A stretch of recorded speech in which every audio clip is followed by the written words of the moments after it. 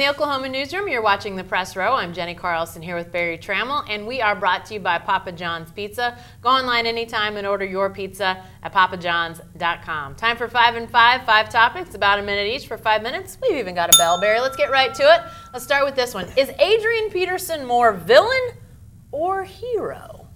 I think he's more villain, and frankly, he's not helping his cause. He's, became sort of a villain last September when he was indicted for the abuse of his son, and since then, Peterson on the athletic side, on the sports side, has sort of turned off fans with holding out, not reporting to Vikings off-season training activities, and making his contract an issue. People not really wanting to hear it when you're making $12.75 million a year. Now, Peterson's got some good points when he talks about not guaranteed contracts, those kinds of things. He's dead right on that, but the players have not shown the resiliency to fight for that in negotiations, and Peterson comes off looking bad. He's gone from, in many ways, an American hero to a villain. Yeah, let's rewind here a second. It wasn't so long ago that Adrian's coming off that massive knee injury. He comes back, nearly breaks the single-season rushing record in the NFL. Just an unbelievable feel-good story for an amazing athlete. And now,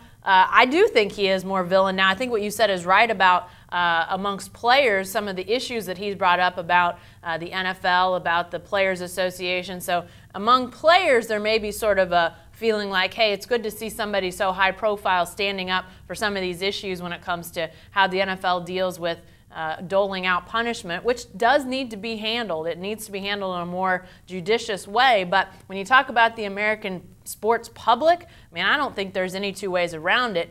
He has the issues with his son. Everybody's seen the pictures. And then to continue to sort of be the one that says, I need the apology, I don't think that sets real well with a lot of people. All right, speaking of villains and heroes, how about this one, Barry? Is LeBron James more villain or hero? Well, I think LeBron's more hero, and I frankly am hard-pressed to see how he's a villain of any kind. What's LeBron ever done to anybody? Oh, I don't know. The decision, maybe? Well, I mean, that didn't harm anybody. It was silly and goofy. Tell that to people in Cleveland. Well, Cleveland. Let's talk about Cleveland. He's gone back to you. For crying out loud, he's the ultimate hero in Cleveland. He's the one person in America that ever said, you know what, I think going back to Cleveland's a good idea.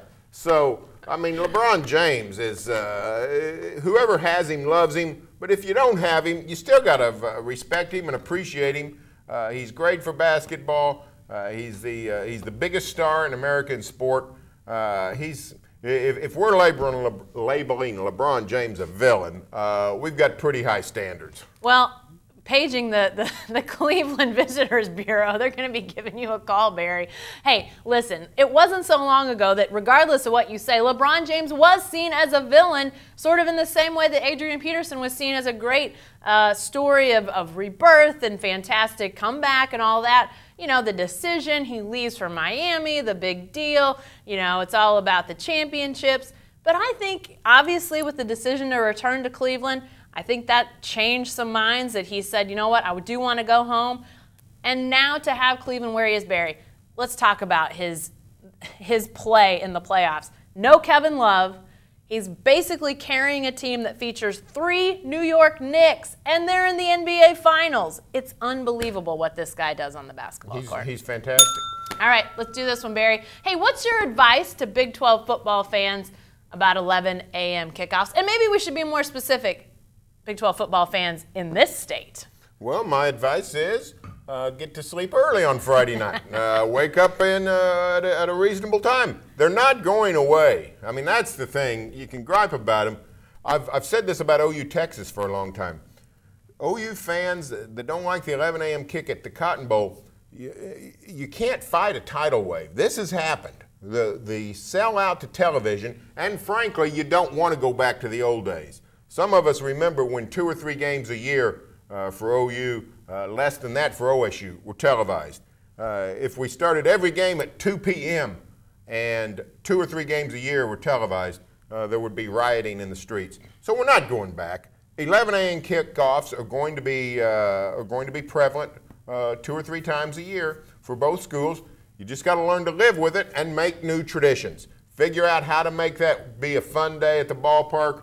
If you need to tailgate after the game, if you need to find a Friday night tradition, whatever the case may be, they're not going away. That's my nice way of saying deal with it. Get used to it.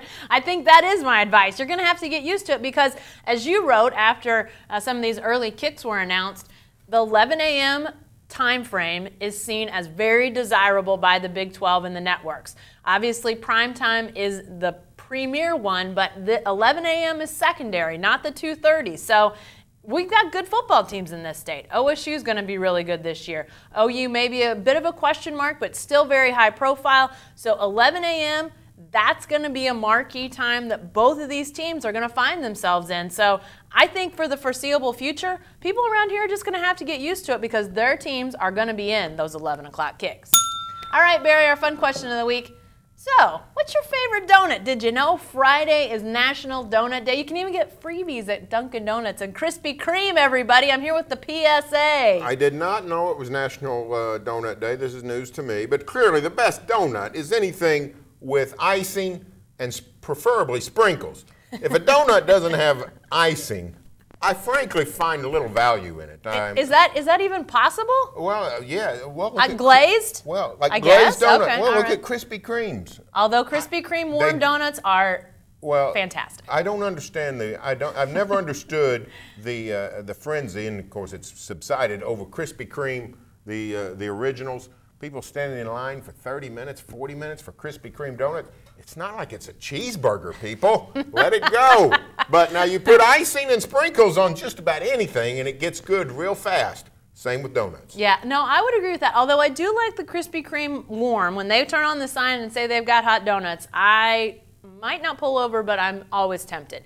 But I will say my favorite donut, this goes back to my hometown, Barry. We don't have the chain donut shops, but we have something called the Tasty Pastry back home in Clay Center, Kansas, and they make a maple log that is awesome. My parents get donuts pretty much every time we're home now because, well, I've got a 2-year-old and she loves donuts. But you know what? If there's a maple log, I'm getting it, not her. Now, when you say log, you mean Long John? Yeah, like a Long John. I've never heard it called a log. I don't know why you don't call it a Long John. All right, Long John. Must there be you a go. Kansas thing. Probably so. We call it pop up there too. All right, what about this question? How much of a hit has the Big 12 brand taken this year, Barry? Let's rewind.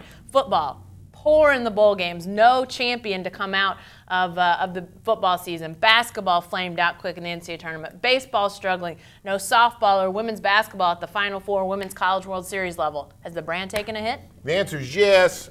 All those things you mentioned are interesting, but the only one that really matters in terms of the brand is the football. Yeah. And the football brand in the Big 12 took another hit this year. No team in the Final Four, in the football four, and just the ridiculousness of one true champion. Well, actually you had two, and you couldn't figure it out yourself, and you wanted the committee to pick somebody for you. So, yeah, excuse me, the Big 12 brand did take a hit by its play, but also by its marketing, which has been an issue for several years, and it got worse. Maybe things are looking up. The Big 12 has declared that it will pick a champion even if there's a tie. Of course, that means that in 2015 we'll have a three-way tie with, with one beat A beat B, B beat C, C beat A. That's the Big 12's Get ready for it. That's the Big 12's luck. Yeah, no, it has taken a hit, and I don't think there's any two ways around it. Here's a reminder that people remember this stuff. A few days ago, when the National Spelling Bee decided to have a co-champion, social media is all abuzz with who's picking the National Spelling Bee champion, the Big 12? I mean, people remember that the Big 12 screwed that up in the football season, and I don't think there's any doubt about it. The rest of these things, when you see Kansas struggle in the NCAA tournament, Iowa State lose on the opening day of the basketball tournament, Baylor not make the Final Four. Granted, they were, not a top seed, but they didn't get out of the regional, and women's basketball, things like that. It may start to have a little trickle down when it comes to selection committees. It'll be something interesting to watch. But you're right. If football gets back in the mix, especially in the college football playoff, everything starts to feel right again in the world. And be sure to stay with the best coverage team anywhere at newsok.com and every day in the Oklahoman.